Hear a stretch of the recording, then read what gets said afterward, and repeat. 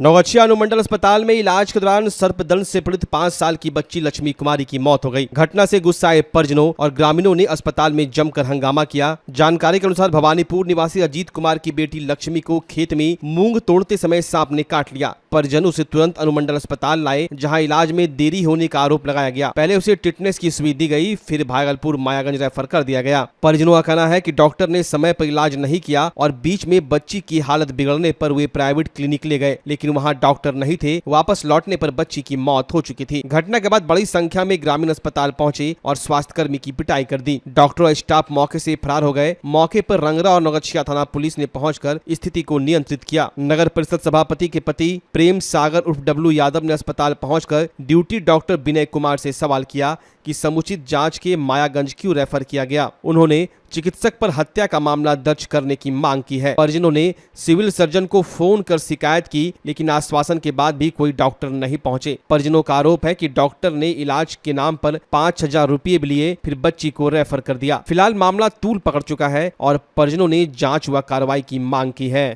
कौन थी आपकी? राजो कुमारी हो बाबू। कौन थी आपकी? हमको पोती से के हो बाबू। कना भेला ई सब घटना? कुछू ना, बच्चा हमरा मूंग करे रहे हो बाबू।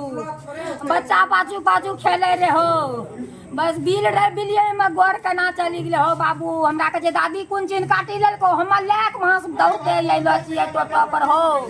तुरंत टोटो पर उतारलो छी, यहां भर्ती करबेने छी हो बाबू। हमरा नहीं बचबो पार ले। इलाज यहाँ नहीं करलकै? बात देखे रहन, खाली चिट्ठा बना के हमरा देने छन हो। चिट्ठा बना के देलखन, हमरा रेफर करन मायागंज के लिए। मायागंज जेबे हमरा बच्चा की होते न होते हो।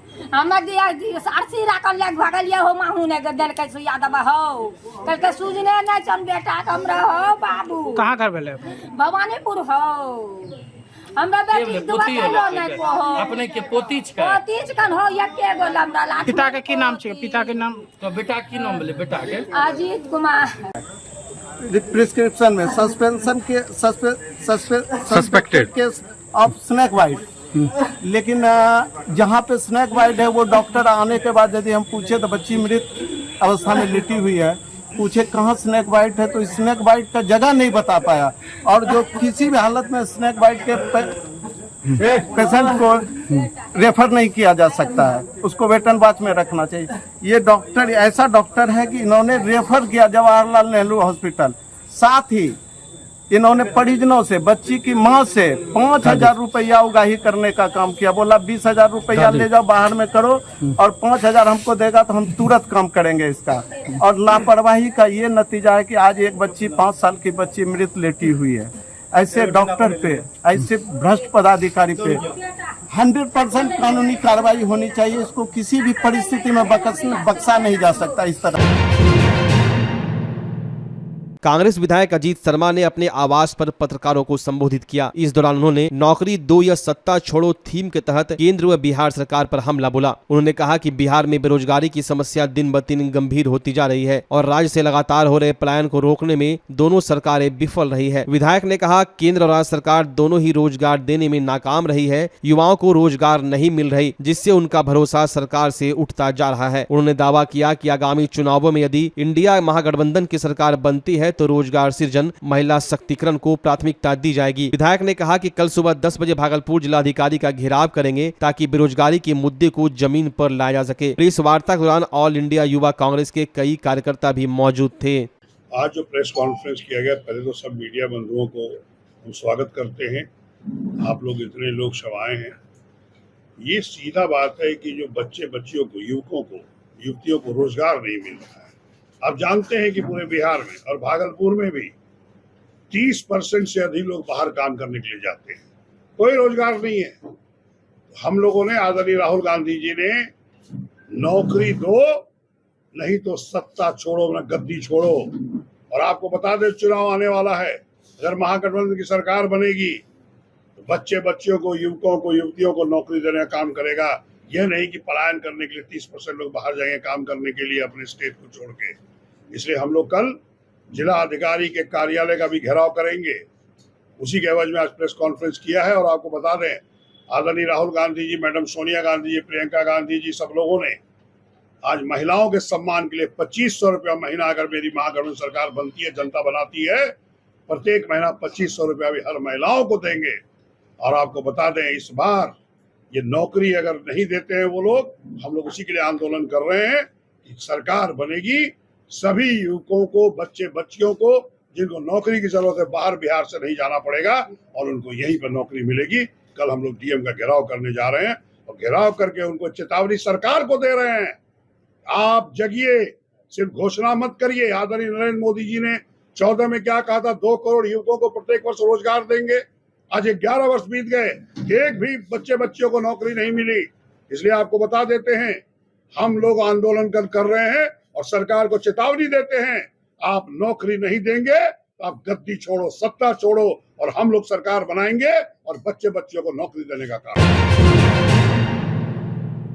गुरु का दर्जा भगवान से ऊपर होता है, लेकिन जब वही गुरु हवस का राक्षस बन जाए तो पूरा समाज शर्म से झुक जाता है। नमस्कार, आप देख रहे हैं टीवी अंग प्रदेश और आज हम आपको दिखाने जा रहे हैं वो काली सच्चाई जो शिक्षा के मंदिर में घटित हुई, जहां शिक्षक की आड़ में छिपा एक शिकारी 2 मासूम बच्चियों को बहला फुसला कर लेकर फरार हो गया। घटना भागलपुर जिले के कहलगांव अनुमंडल स्थित रसलपुर थाना क्षेत्र की है। जवाहरलाल नेहरू उच्च विद्यालय धनौरा की 2 छात्राएं 9वीं कक्षा की मासूम बच्चियां और उसका क्लास टीचर हरिओम यादव 27 मई से लापता है। कहा जाता है शिक्षक चरित्र का निर्माण करता है, लेकिन हरिओम यादव ने उस भरोसे को ही अगवा कर लिया। दोनों छात्राओं के परिवार वालों ने बताया कि हरिओम यादव ने न सिर्फ उसे ट्यूशन पढ़ाया बल्कि मोबाइल तक देकर संपर्क में रखा। 27 तारीख से मेरा बेटी घर से न पता है, हरिओम सर लेके इसको भागा है। वही दिन से जब हमने सब सुबह जागे तो देखें कैमरा खोल के तो 1:38 में मेरा बेटी निकला है घर से। उसका पहले एक दिन उसका भाई आया था, स्कूल में सब सीट पीट हुआ है, दूसरा दिन वो रात को भाग गए। हरिओम में सर उसको न पता किया है, वही लेके भागा है, किडनैप उसे किया है। वही किया है। नहीं अभी हरिओम सर है कि नहीं, स्कूल जाते आते थे? स्कूल तो ना आता है सर, 27 तारीख से ही गायब है।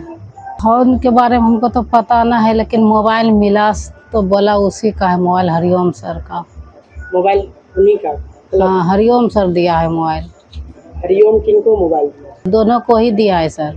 अच्छा, दोनों किस क्लास में पढ़ती है? 1 में, 9 में, अभी 10वां में गया सर।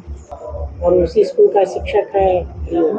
हाँ, हरिओम था। ट्यूशन भी हरिओम के पास पढ़ता था और स्कूल में भी हरिओम पढ़ाता था इसको। तो जब आप मोबाइल पकड़ाए तो घर में आप बोले नहीं थे, डांटे फटकारे नहीं थे? डांटे उठे सर, यही इधरे पकड़ाया था। डांटे उठे ना, पूरा रोने पीटने लगा, बोला हमारा मोबाइल नहीं है। तब मोबाइल छीन लिए सर, उसको बोली बात कहे तो मोबाइल छीने, तब रखें, तब जब भाग गया तब मोबाइल हम थाना में जमा करवा दिए। वहाँ मेरी बच्ची पढ़ने के लिए जाती थी। कब से गायब है? ये गायब तो 27 तारीख के रात्रि में हम लोग 10 बजे तक खाना उना खा के अपना सो गए। अब 10 बजे के बाद पता नहीं चला। पता हमको 2:30 पौने 3 बजे मुझे बाथरूम लगा सर, उसमें हम जगे तो गेट खुला पाने के कारण हम रूम में देखे कि एक बच्ची नहीं है, दूसरी बच्ची को जगा है। शायद इस रूम में नहीं, उस रूम में पढ़ रही होगी, क्योंकि वो पढ़ने में, पूजा करने में सबसे आगे थी। पूजा पढ़ने में आगे थी, लेकिन मेरे घर में बातचीत होती थी। ये हरिओम सर से सर बातचीत नहीं, इनसे पहले 7-8 महीना पहले हरिओम सर से बातचीत होने में लड़की पकड़ा भी गई थी। और इस लड़की को मतलब हम अपना बेटी है तो दबदबा दे के समझा बुझा कर कि बेटा ये गलत है, तुमसे भी और बड़ी बड़ी बहन है, हाँ गलत नहीं रास्ते पे जाना। मास्टर को नहीं बोले सर, वो मेरे घर से 500 मीटर दूर मेरे ही गांव में किराए का मकान पे वो रह रहा था। उसको जाकर हम उनको बताए, समझाए कि आप हाँ आवेदन दिए सर। यही तो मेरी गलती है जो कि हम थाने में आकर अगर कर दिया रहते तो आज मुझे ये नौबत दिन देखने के लिए नहीं मिलता सर। आज आवेदन देने आए हैं? नहीं, 27 तारीख रात होने के बाद जो उधर 28 लग जाता है, हम 3 बजे जब बच्चा मेरे समझ में कहीं मिला घर में, तो हम डायरेक्ट कोई नहीं था तो हमारे समझ में कोई पूछने बचाने, हम 112 नंबर को कॉल कर दिए। 112 नंबर ने कहा ठीक है अभी तो रात है फिर भी हम जाते हैं आपके कहने पे, कोकचारी स्टेशन वगैरह वगैरह ढूंढा। सर हम बोले हम इधर से आप आवेदन दिए आप थाने में? 28 तारीख को हम आवेदन भी थाने में दिए। थाने में मुझे बड़ा बहू कहा कि अगर तुमको हम पर विश्वास है तो तुम्हारा ज़्यादा से ज़्यादा जल्दी से जल्दी इस केस को हम सॉल्व कर देंगे। एक रविदास परिवार से और एक शाह परिवार, दोनों की बच्चियां लापता है और लगभग 4 से 5 दिन हो गया है। और स्कूल यहाँ पे है, सरकारी स्कूल है, वहाँ पे जो शिक्षक हैं, जो बीपीएससी क्वालिफाइड करके जो शिक्षक आए हैं, उन्हीं के द्वारा उस बच्ची को गायब किया गया है। तो ये लोग केस दर्ज किया है, सारा कुछ है। शिक्षा के मंदिर से अगर बच्चियाँ गायब हो रही है तब तो अनर्थ वाली ही बात है। और अभी 5 दिन लगभग हो गया है, बच्ची का अभी कुछ पता नहीं चला है। थाने वाले से जब बात हुई तो थाने वाले बोले हैं हम लोग प्रयास कर रहे हैं। और सुनने में जो आ रहा है यहाँ लगभग मान के चलिए और भी कई बच्चियां गायब है जिनके बारे में पुलिस को दर्ज नहीं किया गया है, चाहे जो भी हो, डर के या तो अपना जो भी है शर्म वगैरह के कारण नहीं किया गया है। लेकिन जो हमें लग रहा है यहाँ पे बच्चियों का तस्करी हो रहा है, उन्हें बहला फुसला करके बच्चियों को ले जाया जा रहा है। ऐसा घटना पहले भी यहाँ पे हुआ है, कई केस दर्ज नहीं भी हुआ है और कई हुआ भी है, लेकिन उसका कोई अता पता नहीं है। अगर इस पे पूर्ण रूप से जांच नहीं होगा, निष्पक्ष जांच नहीं होगा, हम लोग आमरण अनशन पे बैठेंगे। और अनशन पे तब तक बैठेंगे जब तक उन बच्चियां नहीं मिल जाती या जांच के आधार पे वो कहाँ पे पता नहीं चल जाता है, तब तक हम लोग बैठेंगे। सीसीटीवी फुटेज में साफ दिख रहा है कि रात 1:06 पर हरिओम एक छात्रा को लेकर जा रहा है। वह पहले से ही योजना बना चुका था। शिक्षक का किराए का कमरा, उसका मोबाइल और उसकी गतिविधियां सब कुछ संदिग्ध है। एक लड़की की मां और पिता ने स्कूल में जाकर इसकी शिकायत दी थी, लेकिन 10 दिन के भीतर ही उनकी बेटियां गायब हो गई। गुरु शिष्य की मर्यादा को इस शिक्षक ने कलंकित किया है। सवाल उठता है क्या बेटियों के लिए अब स्कूल भी सुरक्षित नहीं बचे? भागलपुर एसएसपी हृदयकांत के अनुसार शिक्षक हरिओम यादव के खिलाफ अपहरण का मामला दर्ज कर लिया गया है। फोन ट्रेसिंग, टेक्निकल सर्विलांस और छापेमारी जारी है, लेकिन 13 दिन बाद भी छात्राएं बरामद नहीं हो सकी हैं। शिक्षा का मंदिर तब तक सुरक्षित है जब तक उसमें चरित्रवान शिक्षक हो। अगर गुरु ही गुनहगार बन जाए तो फिर भगवान भी बचाने नहीं आते। इस शर्मनाक घटना पर आपकी क्या राय है? कमेंट में अपनी आवाज उठाएं और इस वीडियो को शेयर करें ताकि यह खबर हर कोने तक पहुंचे। क्या आप कंप्यूटर कोर्स करना चाहते हैं, वो भी कम खर्च में?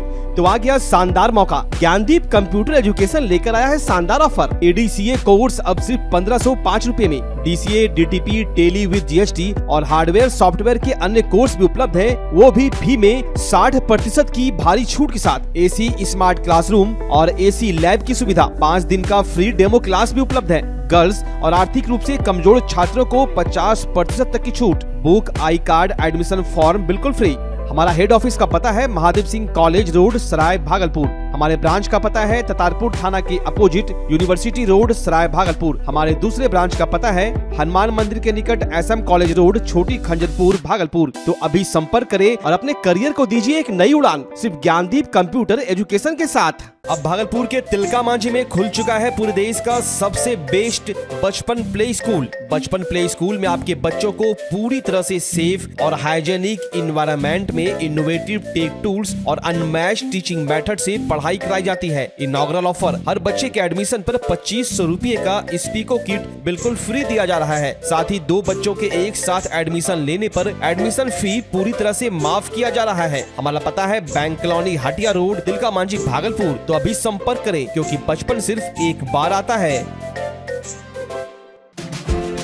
पूरी दुनिया में योग के प्रति बढ़ते रुझानों के बीच देश में योग सिखाने वाले शिक्षकों की भारी कमी को देखते हुए अब पूरे बिहार में पहली बार भागलपुर में शुरू हो चुका है job oriented course BSc in yogic science. Bhagalpur की बरारी स्थित टीचर्स ट्रेनिंग कॉलेज में इस कोर्स से संबंधित डिग्री एवं डिप्लोमा कोर्स में एडमिशन के लिए रजिस्ट्रेशन की प्रक्रिया जारी है। तो अगर आप भी मोस्ट डिमांडिंग जॉब के लिए खुद को तैयार करना चाहते हैं तो अभी रजिस्ट्रेशन करवा लें और अपना सुरक्षित और सफल भविष्य बनाएं। संपर्क करें teachers training college, Barari industrial area, Bhagalpur, Bihar. Bhagalpur का पहला NABH मान्यता प्राप्त अस्पताल ओम ENT एंड मैटरनिटी हॉस्पिटल। यहाँ मिलती है कान, नाक, गले और मैटरनिटी संबंधित अत्याधुनिक सुविधाएं। यहाँ ब्लडलेस और दूरबीन विधि, एंडोस्कोपी, ब्रोंकोस्कोपी और मॉड्यूलर ऑपरेशन थिएटर की सेवाएं 24 घंटे उपलब्ध है। साथ ही यहाँ ऑडियोलॉजी और स्पीच थेरेपी की भी सुविधा उपलब्ध है। महिलाओं के लिए मॉड्यूलर लेबर टेबल और सिजेरियन सेक्शन टेबल के साथ 24 घंटे संपूर्ण मैटरनिटी की सुविधा उपलब्ध है। साथ ही यहाँ बांझपन के इलाज के लिए सेवाएं उपलब्ध है। हमारे यहाँ कैशलेस सुविधा उपलब्ध है। हमारा लक्ष्य आपकी सेहत और सुरक्षा। ओम ENT एंड मैटरनिटी हॉस्पिटल, हर कदम पर आपके साथ।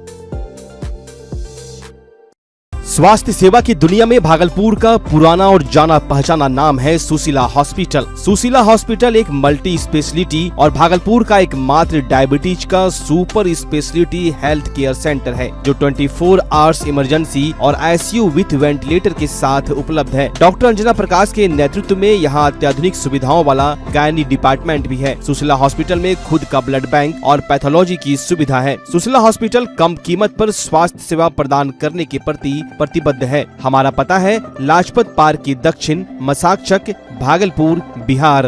नमस्कार, मैं डॉक्टर अजय कुमार सिंह, शिशु रोग विशेषज्ञ, बिहार झारखंड में अग्रणी मेरा स्नेह अस्पताल, जो सबसे पहले बिहार झारखंड में कृत्रिम श्वसन मशीन यहाँ आया, ब्लड गैस एनालाइजर आया, और एक नायाब मशीन क्रिटिकल जो देर से हुए बच्चे में इलाज में बहुत सक्सेसफुल है और वह विकलांगता से बचाता है और बचने की संभावना बढ़ती है।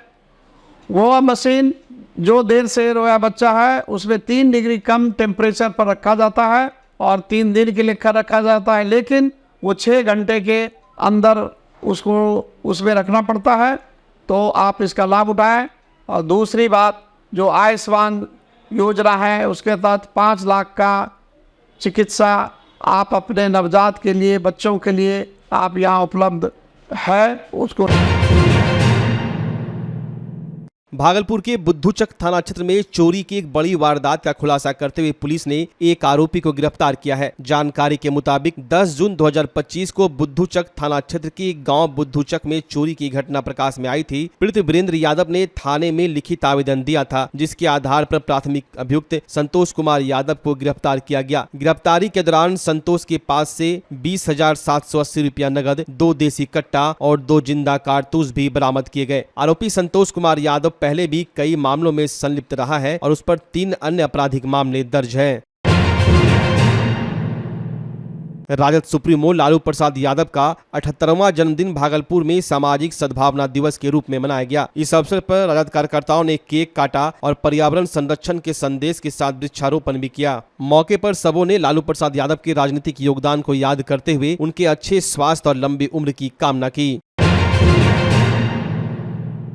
भागलपुर के अकबर नगर थाना में कार्यरत चालक दिलीप कुमार पासवान की मंगलवार देर रात सड़क दुर्घटना में मौत हो गई। घटना खरैया गांव के पास NH80 पर उस समय हुई जब दिलीप कुमार गश्ती पर निकले थे। भवनाथपुर पुल के पास NH80 पर उन्होंने गाड़ी को किनारे लगाकर पेशाब करने के लिए गाड़ी से नीचे उतरे। लौटते समय जब वे सड़क पार कर रहे थे तभी एक तेज रफ्तार बुलेट मोटरसाइकिल ने उन्हें जोरदार टक्कर मार दी। टक्कर इतनी जबरदस्त थी कि दिलीप कुमार की मौके पर ही मौत हो गई। पुलिस ने शव को कब्जे में लेकर पोस्टमार्टम के लिए भेज दिया और मामले की जाँच शुरू कर दी है।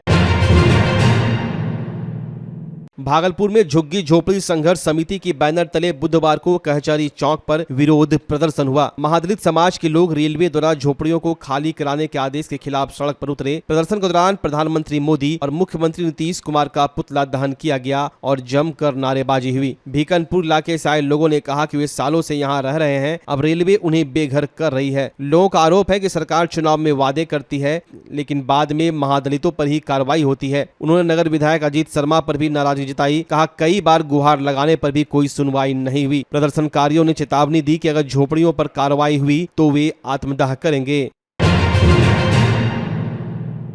भागलपुर के तिलका मांझी विश्वविद्यालय में स्थित छात्र छात्राओं और कर्मचारियों के लिए बना विश्वविद्यालय अस्पताल खुद बदहाली का शिकार है। इस अस्पताल की हालत ऐसी है कि जहां इलाज होना चाहिए वहां अब इलाज की उम्मीद करना भी मुश्किल हो गया है। अस्पताल में फिलहाल सिर्फ एक डॉक्टर और एक कंपाउंडर कार्यरत है, वो भी संविदा पर। ना दवाइयां हैं न जांच की कोई समुचित व्यवस्था है। आधुनिक चिकित्सा उपकरण तो है, लेकिन धूल फाकते नजर आ रहे हैं। भीषण गर्मी में अगर कोई छात्र या कर्मचारी बीमार पड़ जाए तो इलाज के लिए उन्हें या तो महंगी निजी क्लिनिक का रुख करना पड़ता है या फिर 5 किलोमीटर दूर मायागंज अस्पताल जाना होता है। छात्रों का कहना है कि विश्वविद्यालय प्रशासन नामांकन और सेमेस्टर शुल्क के साथ मेडिकल सुविधाओं के नाम पर अतिरिक्त राशि लेती है, लेकिन अस्पताल में ना तो बुनियादी सुविधाएं हैं और ना ही कोई व्यवस्था। अब सवाल उठता है कि जब अस्पताल खुद ही बीमार हो तो विश्वविद्यालय के छात्रों का इलाज कौन करेगा।